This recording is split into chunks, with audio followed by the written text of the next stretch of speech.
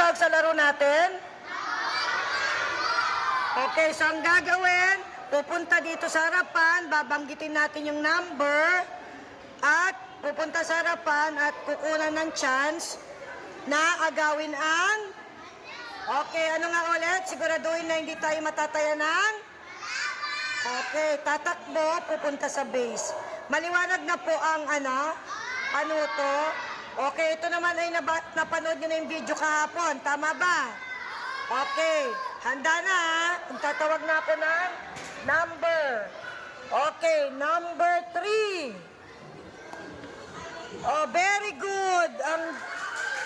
Nako, natutulog ang number 3 ng lalaki. Okay, 1 point na sa girls. Next, number 14. 14. Oo. Okay, very good.